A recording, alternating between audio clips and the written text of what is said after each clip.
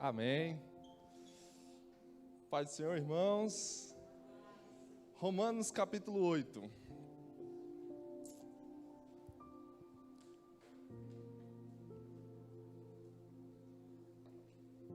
Versículo 26.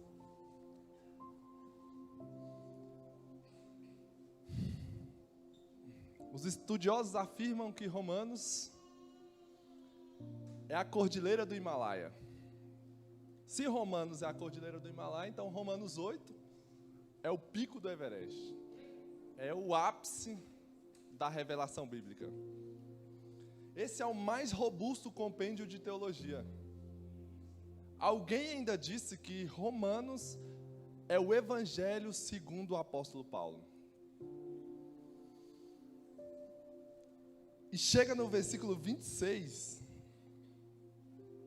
Paulo parece que vai à loucura. E ele diz: também o Espírito semelhantemente nos assiste em nossa fraqueza, porque não sabemos orar como convém, mas o mesmo Espírito intercede por nós sobremaneira, com gemidos inexprimíveis. E aquele que sonda os corações sabe qual é a mente do Espírito, porque segundo a vontade de Deus é que ele intercede pelos santos. Sabemos que todas as coisas cooperam para o bem daqueles que amam a Deus, daqueles que são chamados segundo o seu propósito. Glória a Deus. Começou os glória. 29. Porquanto aos que antemão conheceu, também os predestinou para serem conformes à imagem do seu Filho, a fim de que ele seja o primogênito entre muitos irmãos. E aos que predestinou, a este também chamou.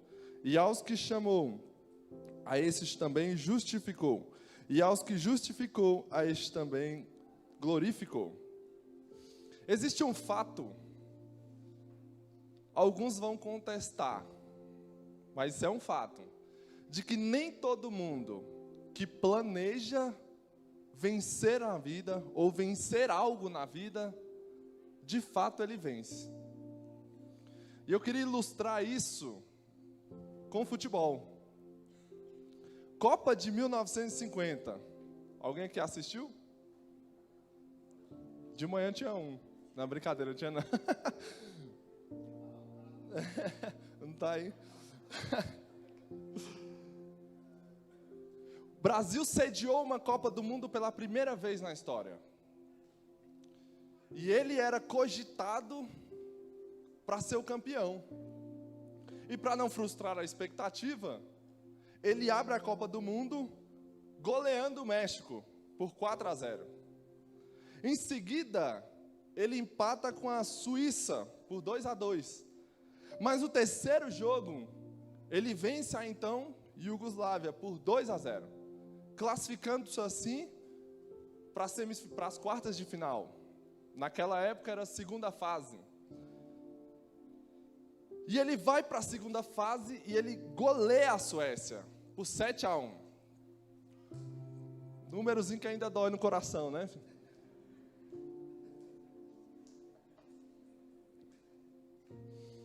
Mas ele vai para a semifinal e ele goleia a Espanha por 6-1. E no Maracanã, se eu não me engano, 14 de julho de 1950. Maracanã lotado. Mais de 198 mil torcedores lá.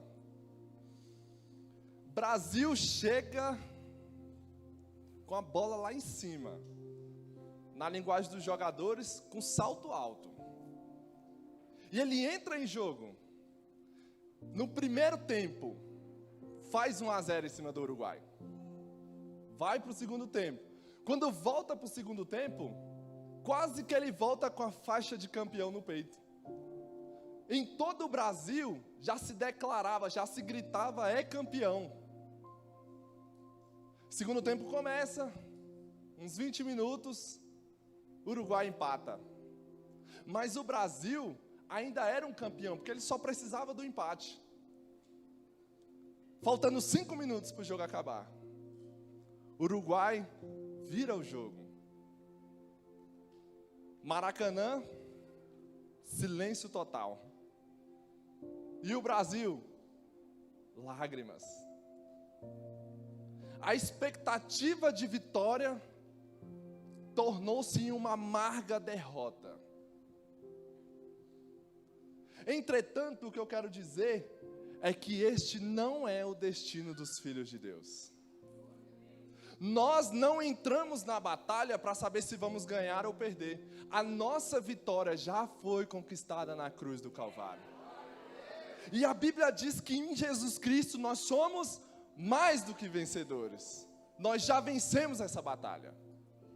E é nesse mesmo sentimento que Paulo continua. Também o Espírito, semelhantemente, nos assiste em nossa fraqueza.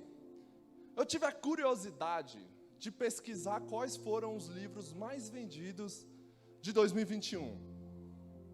Dos 10 livros mais vendidos de 2021, 8 eram livros de autoajuda e de como ficar rico rápido. Sabe o que esses livros dizem? Você é forte. Você é gigante. Você tem poder. Só está adormecido aí dentro. Mas você é um gigante. Você é forte. Você é imparável. Mas quando eu recorro para a Bíblia, sabe o que ela diz? Exatamente o contrário. A Bíblia diz que nós somos fracos. Que Deus conhece a nossa estrutura e sabe que somos pó. Isaías 40 vai dizer que Deus considera o homem, as nações da terra, como um pingo que cai de um balde. E por toda a Bíblia você vai ver ela dizendo que nós somos barro, que nós somos a brisa que logo aparece e logo se desfaz. Somos fracos. Nós temos fraquezas físicas. Querendo ou não, gostando ou não, o tempo vai massacrando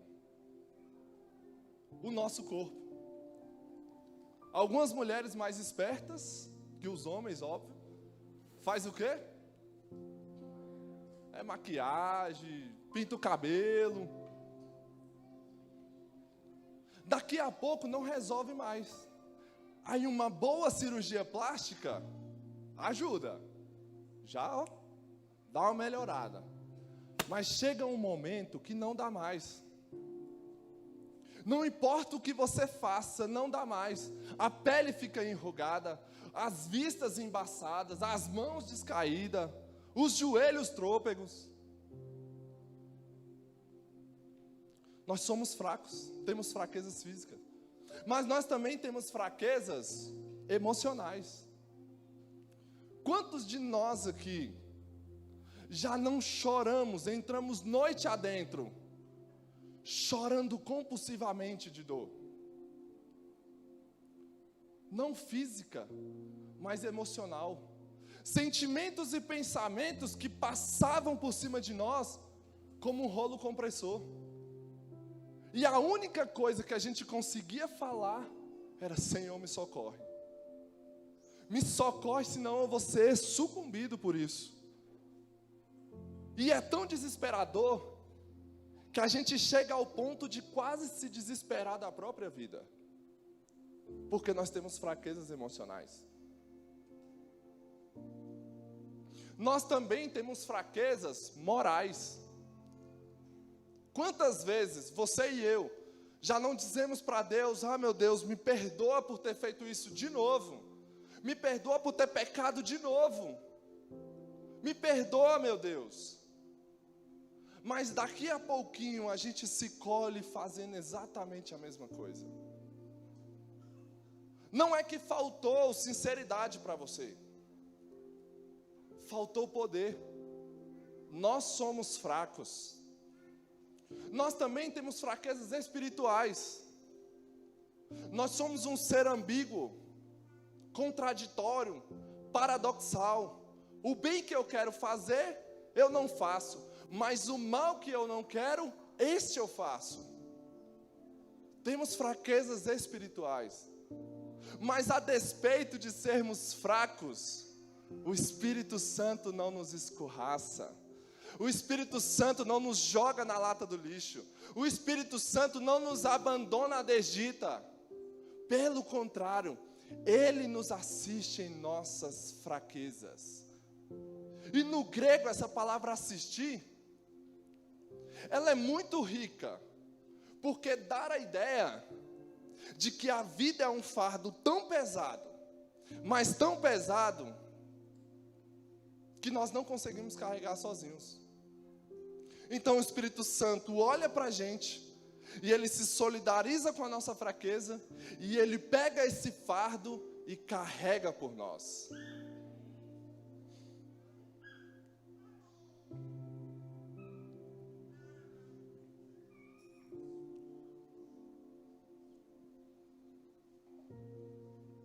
Mas talvez você me pergunte, no que consiste a nossa fraqueza? Nós somos tão fracos, mas tão fracos, que nós nem sabemos orar como convém. Às vezes nós pedimos para Deus uma pedra, achando que estamos pedindo pão. Às vezes nós pedimos para Deus uma cobra, achando que nós estamos pedindo peixe.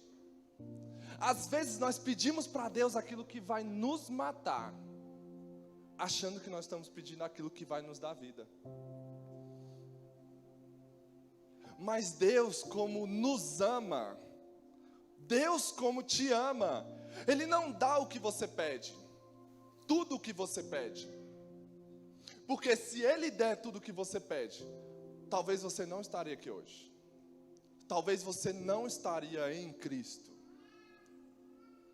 E Jesus nos ensinou a orar.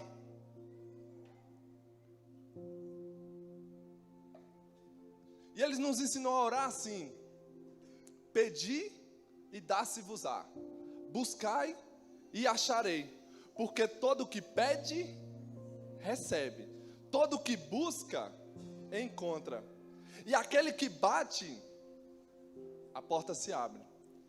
Isso foi o que Jesus disse. Às vezes nós entendemos o contrário. Às vezes nós entendemos assim: todo o que pede, recebe o que pede. Não, isso não está na Bíblia. Às vezes, o que nós pedimos para Deus, Ele dá, porque a Bíblia diz: todo o que pede, recebe. E nós muitas vezes recebemos contrário ao que nós pedimos, porque nós não sabemos pedir como convém. E Deus nos ama tanto, e eu fico imaginando Deus: ô meu filho, tu está pedindo isso aí, se eu te der isso aí vai dar um problema. Você não imagina, se eu te der isso aí, o que é que vai acontecer? Porque Deus, Ele enxerga no escuro, Ele enxerga na curva.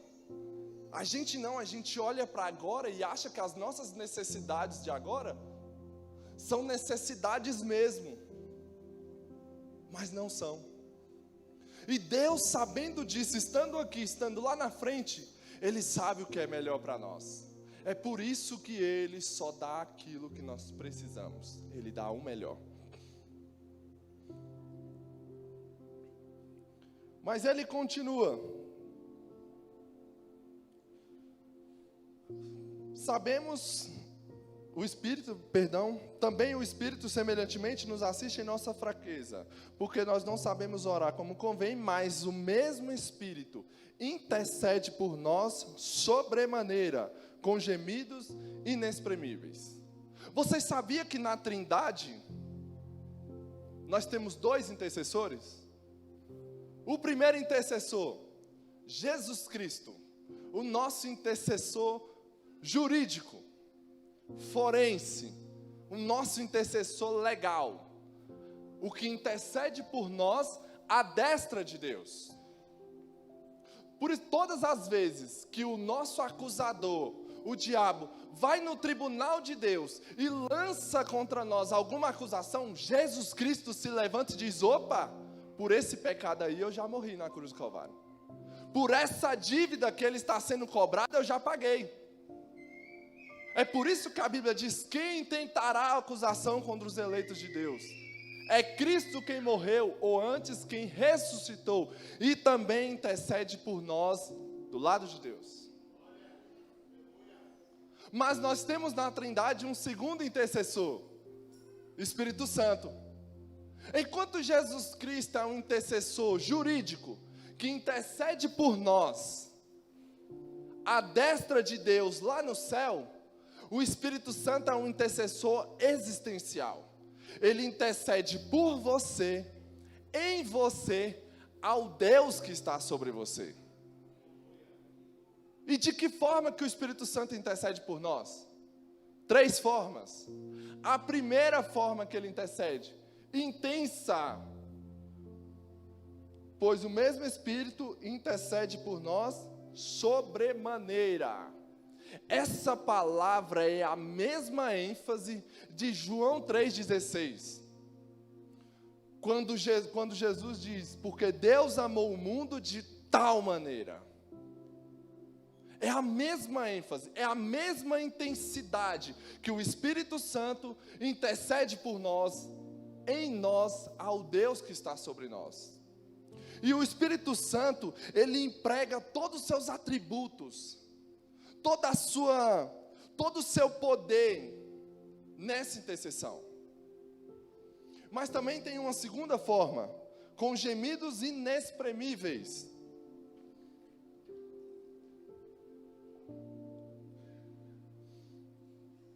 Isso para mim é muito espantoso. Porque o que é um gemido? Um gemido é uma expressão de dor, de sentimento, que você não consegue colocar em palavras. Então você geme. Mas como assim o Espírito Santo intercede por nós com gemidos inexprimíveis? O Espírito Santo, ele é Deus. Ele conhece línguas no céu, conhece as línguas dos anjos, conhece as línguas dos homens, conhece a língua da terra. Ele conhece todas as línguas.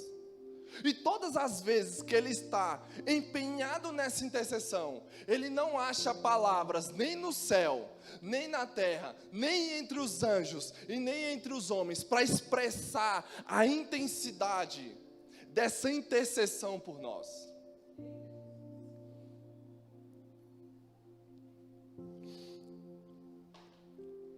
A terceira é que a intercessão do Espírito Santo, ela é eficaz. Enquanto nós não sabemos pedir o que convém, o que é melhor para nós, o Espírito Santo, olha o 27, é aquele que sonda os corações e sabe qual é a mente do Espírito, porque segundo a vontade de Deus é que ele intercede pelos santos. Então o Espírito Santo, ele coloca todos os seus atributos, toda a sua força, todo o seu poder nessa intercessão por nós. E essa intercessão está rigorosamente alinhada com a boa, perfeita e agradável vontade de Deus. Um dia eu me peguei pensando, cara, eu não tenho um intercessor declarado. Alguém que olhou para mim e falou assim, cara, a partir de hoje eu vou orar por você. E eu cresci achando que isso era extremamente importante, e é. Mas eu achava que sempre faltava alguma coisa, que faltava essa cobertura. Mas no dia que eu li isso aqui, eu falei, cara, eu estou pedindo para alguém, eu estou esperando que alguém ore por mim. Mas tem Deus, as duas partes de Deus, 6/3 de Deus, ora por mim. Deus está tão determinado em nos levar para a glória, em nos levar para junto dele, que ele escala o Filho e o Espírito Santo para intercederem por nós. Você já imaginou isso? Que o tempo todo tem alguém do lado de Deus falando, esse pecado aí não, esse pecado aí não, não, isso aí já foi pago, isso aí ele não deve mais. E outro em você fala, não meu filho, você não sabe pedir, mas deixa que eu peço. Pai, é isso, é isso. E nós somos guiados e levados desse jeito. É com essa intensidade que Deus nos ama.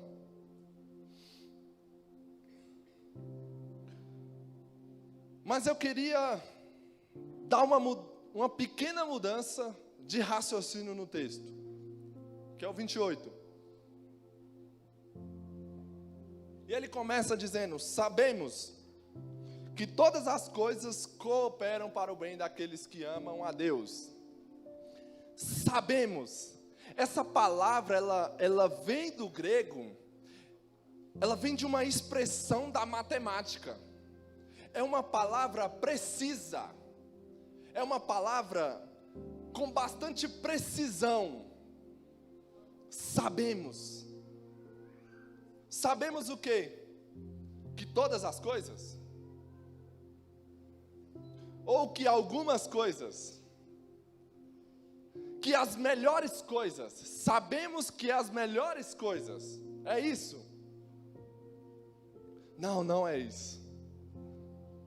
Quando Paulo diz isso, sabemos, isso não é a linguagem da conjectura hipotética.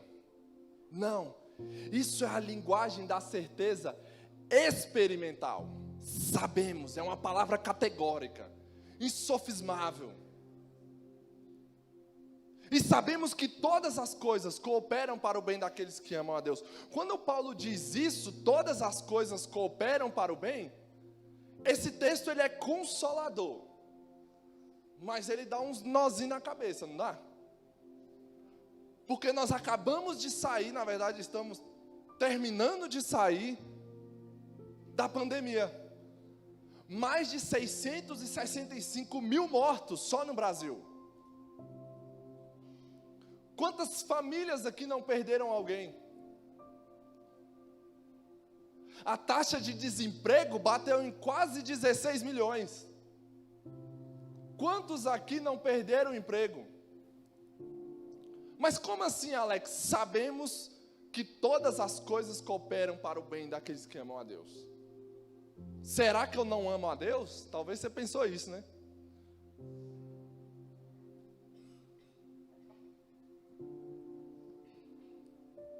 Mas não é isso que Paulo está dizendo.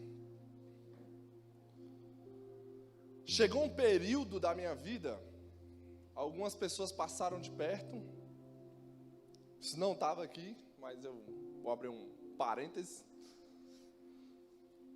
Foi quando eu olhei para esse versículo, todas as coisas cooperam para o bem daqueles que amam a Deus. E eu olhei para a minha vida, eu falei, não é possível não. Certeza que eu não amo a Deus. Certeza que eu não sou de Deus.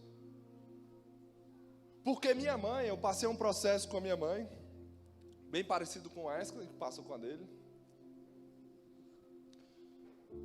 E esse processo foi muito doloroso. Eu não conseguia, nesse período, entender Deus. Entender como assim as coisas... Deus está... Todas as coisas cooperam para o meu bem. Como assim? E nós passamos por um período... Nós descobrimos que ela estava com um câncer, com um tumor maligno. E nós ficamos lutando contra esse tumor, quase 3 anos. Mas chegou um dia, que ela morreu. Na minha frente, eu sentado na cadeira, às 15h15 da tarde, de um sábado, sentado na cadeira, olhando para ela. Eu gostava muito de ficar lendo a Bíblia lá. E eu olhando para ela, e eu vi exatamente o momento em que ela parou de respirar. Na hora, dá um desespero, que eu não sabia o que eu fazia.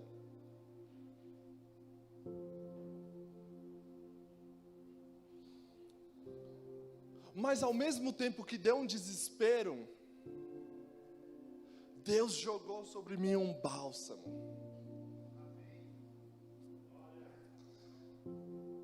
E naquele momento, eu pude experimentar a paz que excede todo o entendimento. Porque eu não conseguia entender tudo aquilo que estava acontecendo. 30 dias depois, minha noiva, que hoje é minha esposa, mãe da minha filha, tentou se matar. 30 dias depois que minha mãe morreu. Eu falei, não é possível. Crente não tem paz não, filho.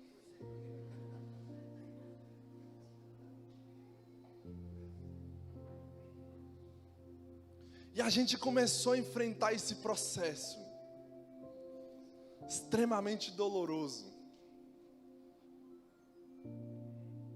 Isso me fez lembrar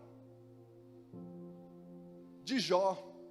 Eu não sei se você conhece a história de Jó, mas Jó sofreu 5 esbarros da vida. 5 encontros. O primeiro, Jó era o homem mais rico da nação naquele período. Num único dia, ele perdeu tudo. Do homem mais rico ao homem mais pobre, em um único dia. Segundo esbarro, os seus filhos, 10 filhos, morreram no mesmo dia de acidente. Jó levou os 10 filhos para o cemitério no mesmo dia. Talvez aqui existem pessoas que levaram quantas pessoas da família para o cemitério nesse período de pandemia?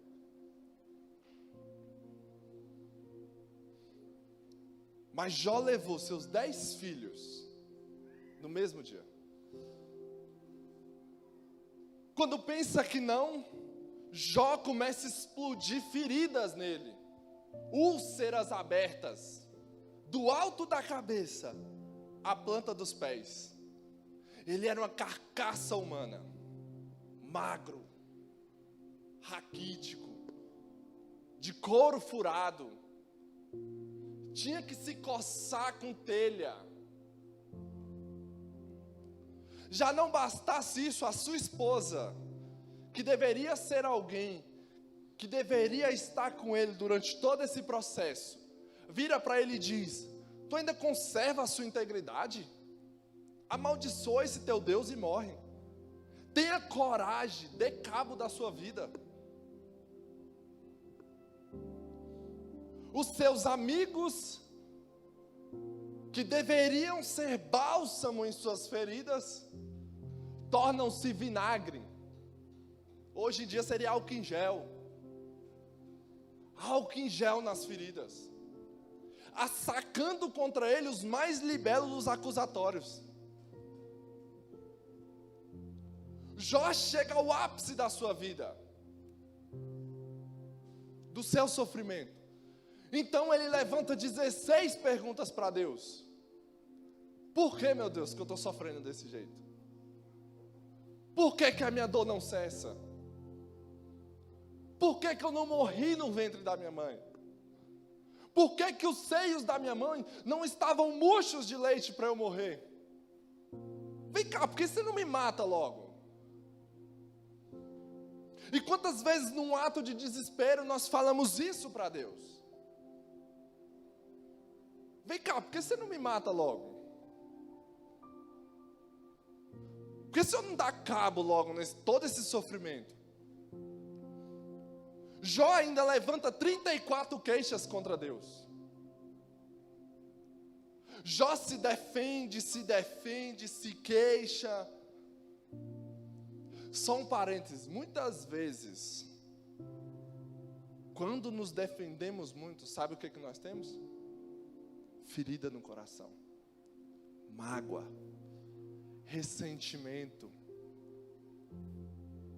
A gente acha que nós somos melhores do que os outros, que Deus deveria estar fazendo sofrer o bandido, o assassino, não eu que sou bom. Feche parênteses.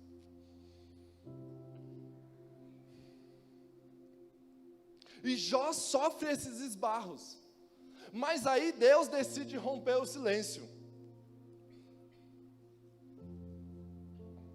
Porque até então, Deus está calado. Jó faz tudo isso e Deus continua calado. Às vezes o silêncio de Deus grita mais alto do que o barulho de qualquer situação. Porque a gente não sabe o que fazer. E a gente está passando por aquilo e a gente não sabe. Vou para a direita, vou para a esquerda, eu paro, meu Deus, o que eu faço? E Deus em silêncio.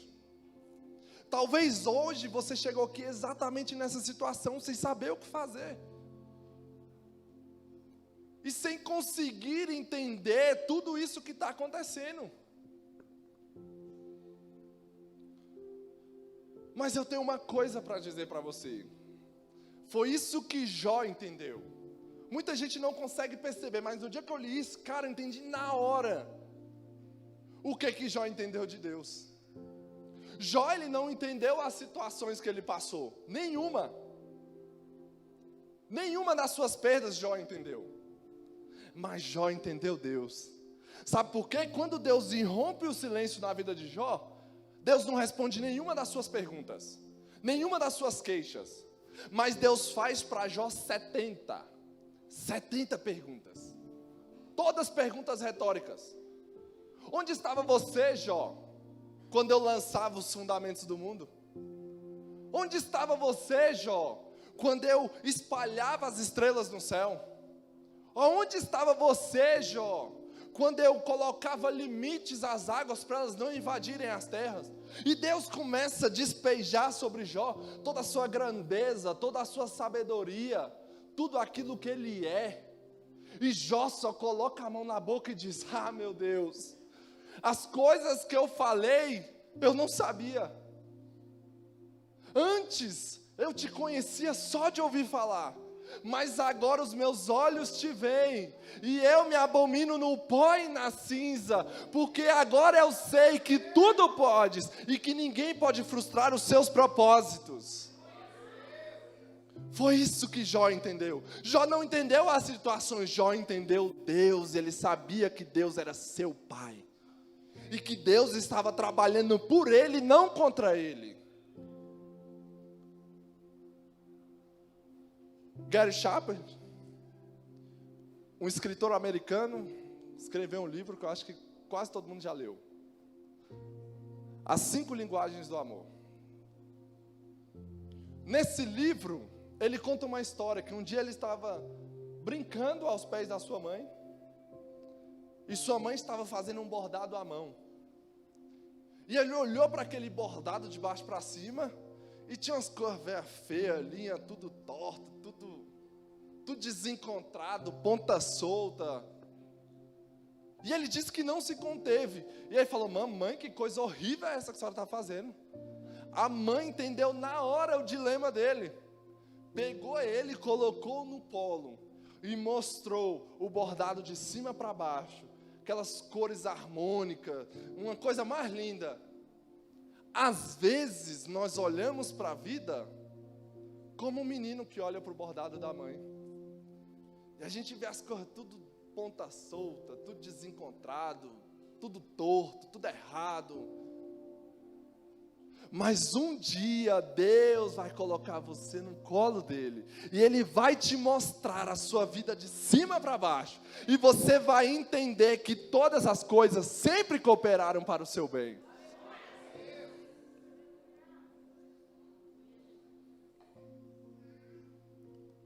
Louvado seja Deus.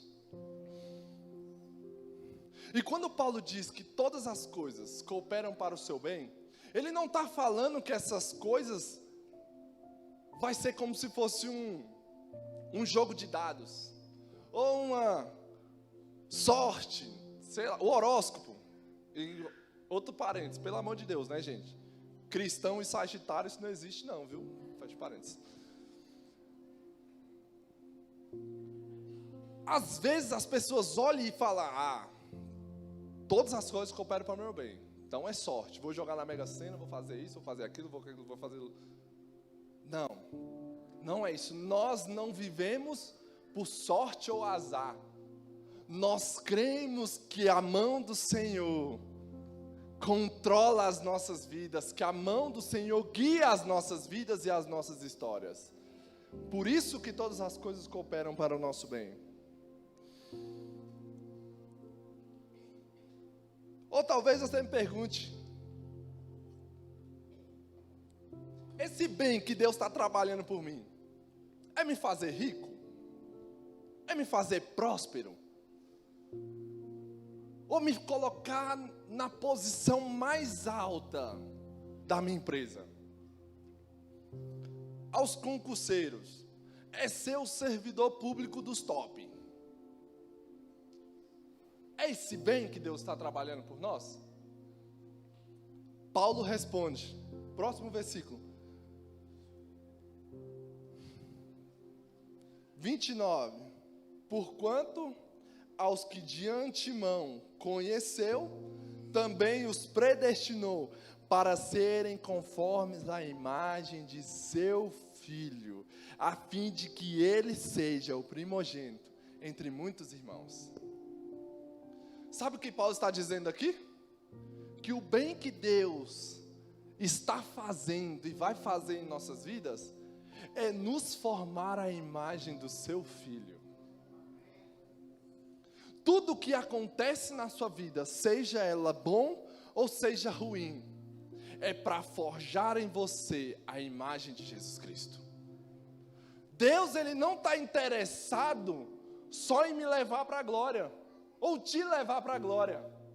Deus está interessado em nos fazer a imagem do Rei da Glória. É isso que Deus, esse é o plano eterno de Deus. Dinheiro, sucesso, fama, pode até vir. Mas o plano de Deus é nos fazer mais parecidos com o seu Filho cada dia mais. Esse é o plano de Deus. Mas de que forma que Ele vai fazer isso? Versículo 30. Esse aqui são os elos da graça. Vamos ler? E aos que predestinou, a estes também chamou. E aos que chamou, a estes também justificou. E aos que justificou, a estes também glorificou. Aos que predestinou. Isso é um assunto de bastante discussão na faculdade. Predestinação. Isso é um assunto que já perdura por 2000 anos. E a gente nunca vai resolver isso. Só quando nós chegar na glória, que só vai estar lá os predestinados. Brincadeira.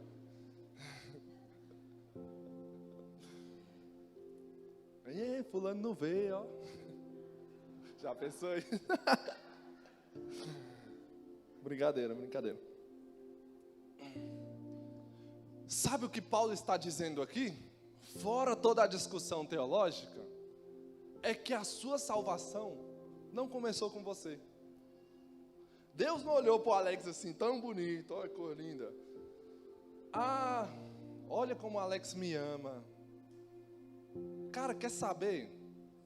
Vou amar ele também. Não. A Bíblia não está dizendo isso. Paulo não está dizendo isso. Pelo contrário, 1 João 4,19 diz que Ele nos amou primeiro.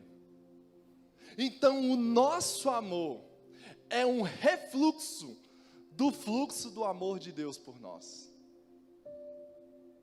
A nossa salvação começou bem antes da fundação do mundo.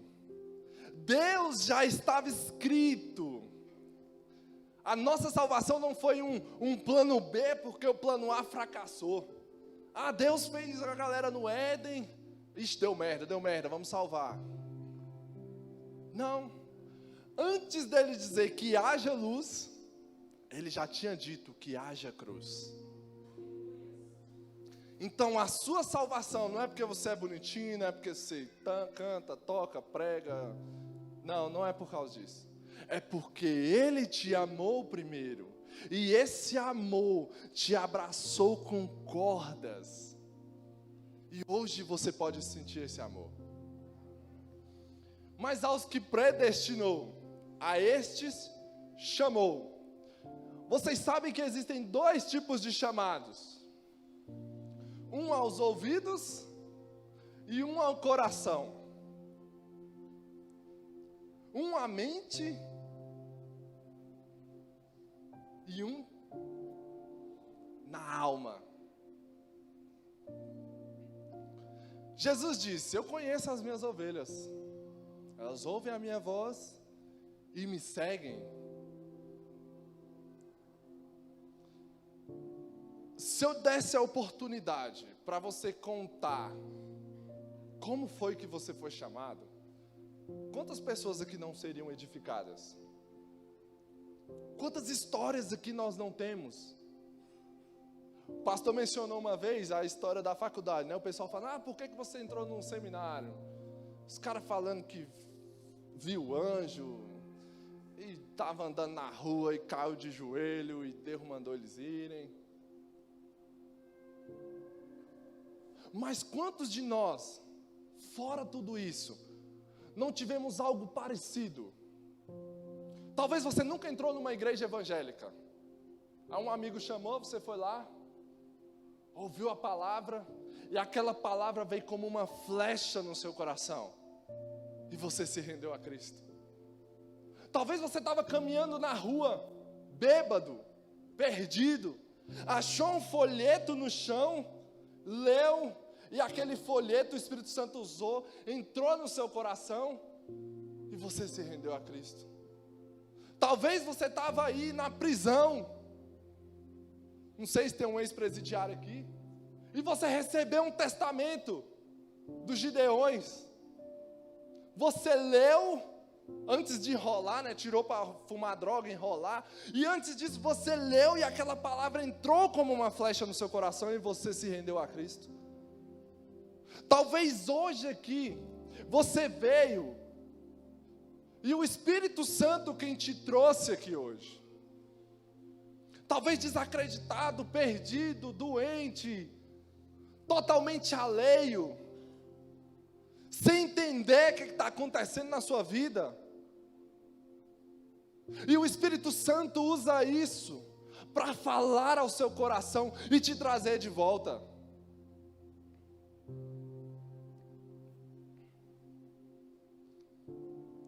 Eu vi um relato de um cara, de um pastor.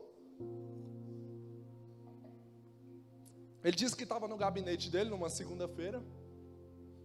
Chegou um rapaz de uns 30 anos.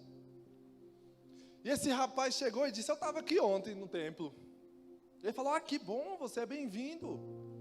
Mas falou: não, mas eu não vim para assistir o culto não. Ele: não, então o que você veio fazer? Ele: eu sou um traficante, eu era um traficante.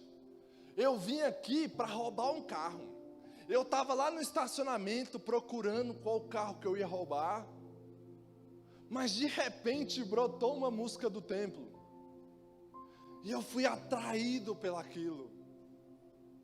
E do jeito que eu estava, com 38 na cintura, eu entrei. E quando eu entrei, a pregação entrou na minha alma, parece que estava rasgando-me no meio. E eu comecei a chorar compulsivamente. E eu saí correndo dali. E fui para casa. Quando eu cheguei em casa, minha esposa: que foi, Ricardo? O que você está chorando?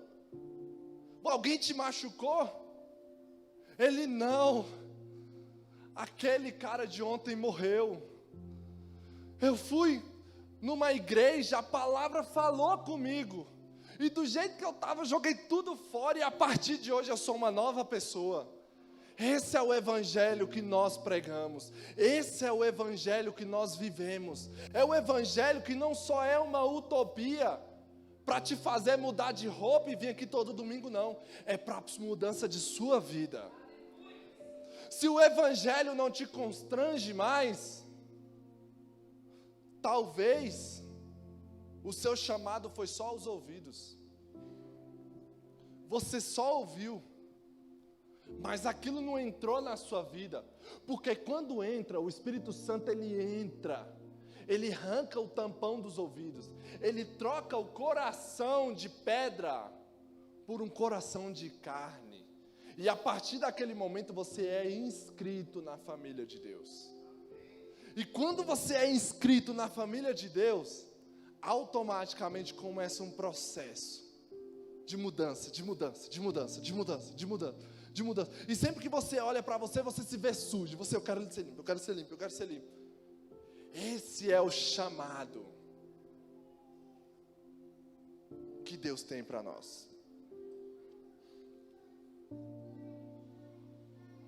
E aos que chamou, a esse justificou. Queridos, aqui é o coração da Bíblia. Se você não entende justificação, você não vai entender nada da vida, nada do Evangelho, nada de Jesus, nada do reino de Deus.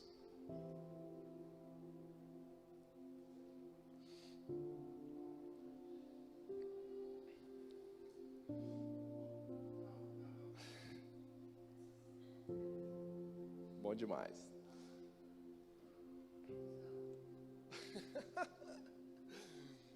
Vou até beber.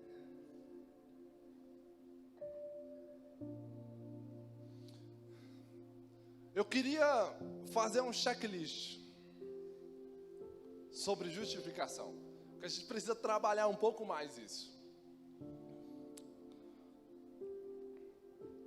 A Bíblia diz que todos pecaram, todos, e destituídos estão da glória de Deus. Não há nenhum justo sequer, nenhum justo.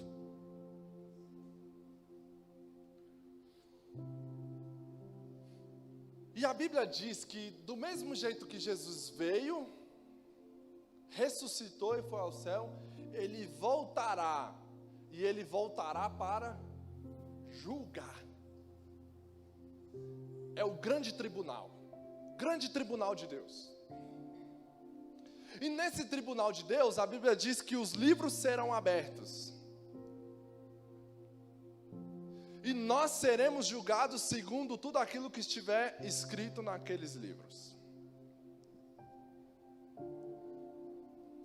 Nós seremos julgados por toda palavra frívola que proferimos, toda palavra torpe. Você já falou mal de alguém? Graças a Deus nessa igreja ninguém faz isso. Você já mentiu? Você já contou alguma piada que não deveria?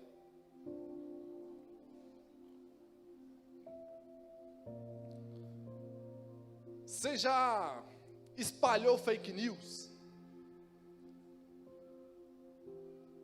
Você já levou fofoca? Ou participou? Ou fofocou? Então, nesse quesito, culpado.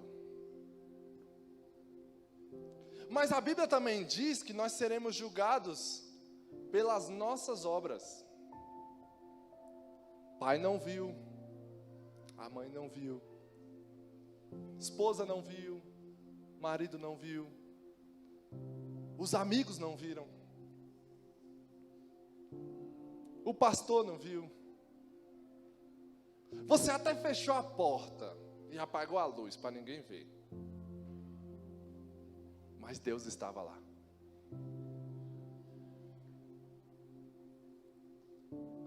Pelas obras da lei, ninguém será justificado. Mas nesse quesito, culpados. A Bíblia também diz que nós seremos julgados pelas nossas omissões. Aquele que sabe fazer o bem e não faz, está pecando. Talvez você está na sua casa, não falando mal de ninguém, não fazendo mal a ninguém, mas cometendo um terrível pecado de omissão.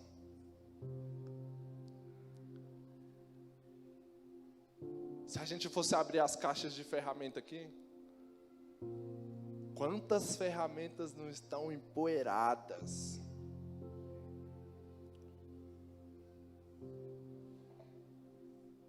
Quantas dracmas não estão enterradas, esperando o dono voltar para buscar?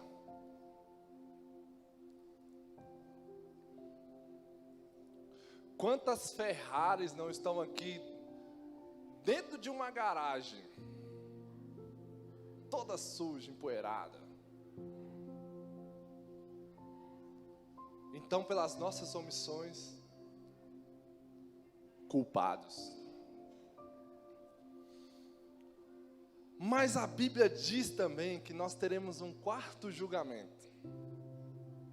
Nós seremos julgados pela intenção dos nossos corações, pelos desejos dos nossos corações. E Paulo coloca isso no capítulo 7. O teor do capítulo 7 é esse, de que se não fosse o 10º mandamento, ele não saberia, ele não teria consciência de quão pecador ele era. Sabe por quê? Porque dos 10 mandamentos do decálogo, 9 são objetivos, mas o 10º é subjetivo. E nenhum tribunal da terra tem competência para julgar fórum íntimo. Nenhum tribunal. Mas o de Deus tem. Olha os 10 mandamentos. Não terás outros deuses. Não farás para ti imagens e esculturas. Não tomarás o nome do Senhor teu Deus em vão. Guarda o sábado, ou o dia do Senhor. Honra teu pai e tua mãe. Não matarás, não adulterarás, não furtarás, não dirás falso testemunho. Olha o 10º. Não cobiçarás. Dentro do coração. Os 9, qualquer um consegue julgar. Mas o 10º não. Só Deus pode julgar o 10º. Talvez você tem uma auréola de santidade na sua cabeça, mas um coração podre. Só Deus vê.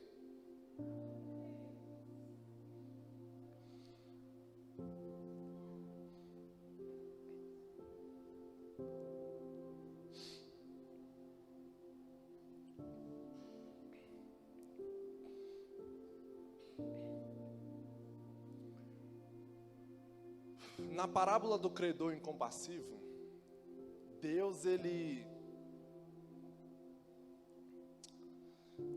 não, antes um pouco, para a gente entender. Vamos fazer uma analogia aqui, bem rápida. Vamos supor que você, que é muito santo e está aqui hoje, mas muito santo mesmo. Você está olhando para essa conversa e está falando, eu não vim aqui ouvir essas coisas não. Tá bom, mas vamos supor que você está aqui, você veio sem querer. Mas aí, você não peque nenhuma vez por palavras, nenhuma. Você também não peque nenhuma vez por obras. Você é top. Mas você também não peque por omissão. Ativo. Você é um cara ativo na igreja. No reino de Deus. Segundo os psicólogos, passam em média, na nossa cabeça, 10.000 pensamentos por dia. 10.000. Às vezes um pouco mais, né, eu acho. Mas vamos supor que desses 10.000 pensamentos, você, sei lá, você peque só 3.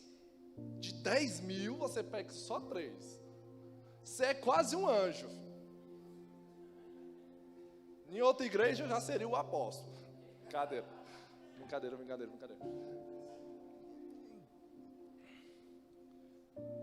Em um mês, quantos pecados você teria?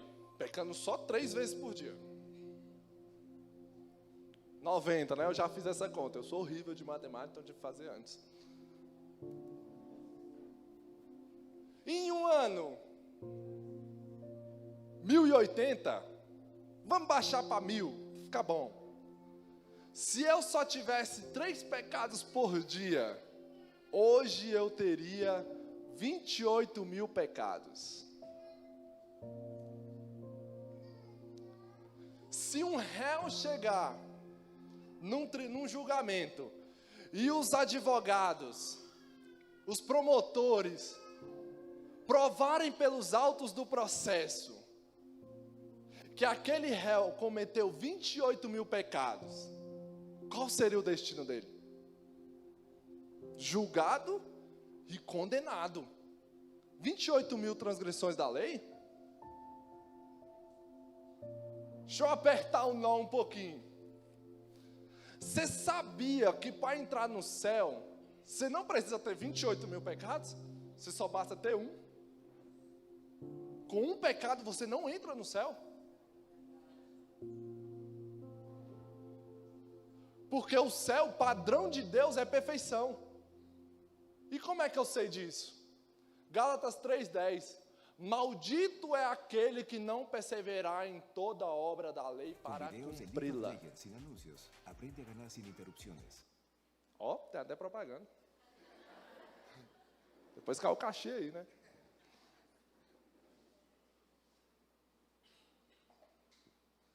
Tiago 2:10 vai dizer que se você cumpriu toda a lei, mas tropeçou em um único ponto, você é culpado da lei inteira. O padrão de Deus para o céu é perfeição. No céu só entra gente perfeita. Na parábola do credor incompassivo, agora sim. Na parábola do credor incompassivo, Jesus usou a figura de 10 mil talentos. Sabe quanto que era 10 mil talentos naquela época? 350 mil quilos de ouro. Sabe quando que um trabalhador daquela época teria que trabalhar para conseguir 350 mil quilos de ouro? 150 mil anos. Jesus exagera na conta para dizer, sabe o quê? A dívida que você tem com Deus é impagável. Não tem como você pagar. Mas eu tenho uma notícia muito boa.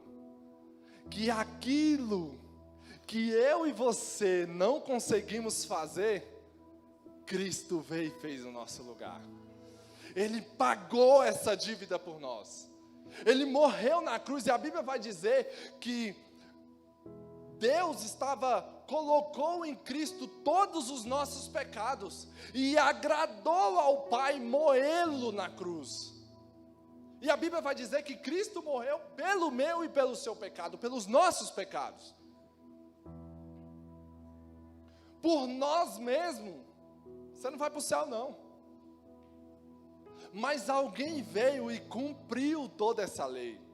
Alguém veio e pagou toda essa dívida. A gente acha que Jesus nos perdoou. Não, Jesus nos justificou. E é diferente, porque justificação é mais do que perdão. Perdão é um conceito negativo. Ou seja, vamos supor que você deva R$1 milhão. Você deve R$1 milhão. Você não tem como cobrir essa dívida, pagar isso. Mas aí vem alguém e deposita na sua conta R$1 milhão. Então você paga a conta. Mas quebrado você estava, quebrado você continua. Você só não tem mais dívida. Justificação é muito mais. Cristo veio, morreu, pegou os nossos pecados, o escrito de dívida que era contra nós, cravou na cruz do Calvário, morreu, ressuscitou, foi ao céu, e quando ele chegou no céu, ele pagou essa dívida para Deus, lá no tribunal de Deus. E não somente pagou a dívida, mas colocou um crédito infinito, toda a justiça de Deus. É por isso que a Bíblia diz: quem tentará acusação contra os eleitos de Deus?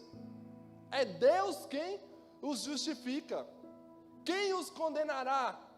É Cristo quem morreu, ou antes ressuscitou, e hoje está à destra de Deus, e intercede por nós.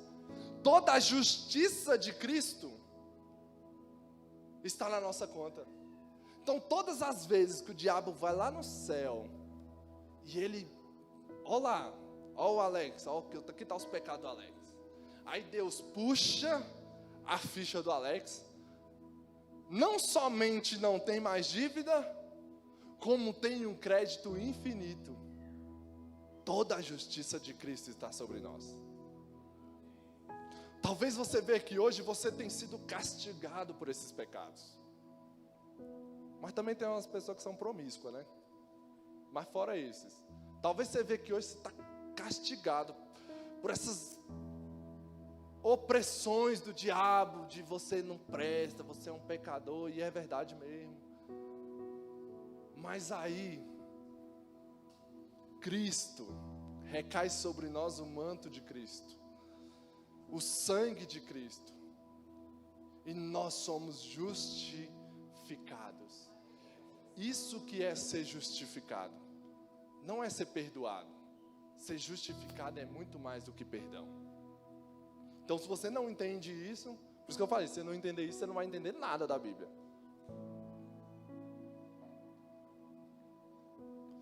Mas aí tem o último elo da corrente. Aqueles que foram justificados, a estes também glorificados. Ou glorificou, né? E agora, Paulo errou na gramática ou na teologia? Porque glorificou é pretérito perfeito. Como é que Paulo usa um verbo no passado para explicar algo do futuro? Ou tem alguém glorificado aqui?